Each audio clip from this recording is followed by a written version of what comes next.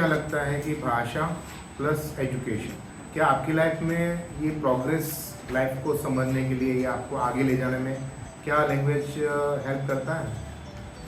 हाँ, हेल्प करता है हमको समझने में, लोगों की सोच समझने में हेल्प करता है। लोग जो बात करना चाहते हैं, जैसे कोई भी चीज़ बताना चाहते हो, आई थिंक लैंग्वेज एक बहुत मेजर रोल प्ले करता है उसके अंदर। संस्कृत भाषा में जो हमें सीख देना चाहते हैं वो भी हम समझते हैं, तो भाषा का बहुत अहमियत है हमारे जीवन की शिक्षा में।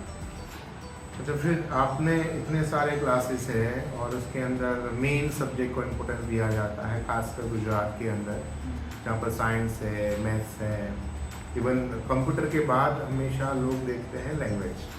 क्या लगता है कि इसका स्थान कहाँ पर होना चाहिए अगर कैटेगरी वाइज आपको करना है, like maths, science, SS, English, computer, Hindi, Gujarati, Sanskrit, तो इसका स्थान कौन सी जगह पर है? क्या आपको ऐसा लगता है कि सारे सब्जेक्ट इक्वलेंट हैं? भाषा सभी एक समान ही है। जैसे आप भारत में रहते हो तो हिंदी, अब गुजरात में रहते हो आपको गुजराती आनी चाहिए। अब भारत में रहते हो आपको हिंदी आनी चाहिए। आप विदेश में कहीं जाते हो तो आपको अंग्रेजी आनी चाहिए।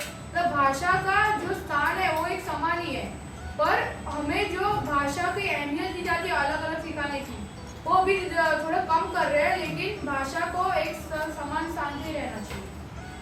आई फील लाइक कि हर सब्जेक्ट का अपना अपना एक इम्पोर्टेंस है। कोई भी सब्जेक्ट हमारे, अगर हम एग्जाम भी देते हैं तो हर सब्जेक्ट के मार्क्स मोस्टली इक्वल होते हैं। इसका मतलब ये है कि वो लैंग्वेज का इम्पोर्टेंस भी हमारे लाइफ में उतना ही इक्वल है। ऐसा तो होता नहीं कि हिंदी का, कि गुजराती का, कि संस्कृत का पेपर 70-80 नंबर का आता है, वो भी 100 मार्क्स का ही आता है। एंड आई थिंक हम जितना लैंग्वेज को समझेंगे उतना हम अपने लोगों को समझ पाएंगे एंड उतना एज अ सोसाइटी हम ग्रो कर पाएंगे। पर सोसाइटी में जो पेरेंट्स रहते हैं, सोसाइटी में जो लोग रहते हैं, वो हिंदी, गुजराती, संस्कृत को उतना इम्पोर्टेंस नहीं देते हैं। तो क्या लगता है इसके बारे में आपको?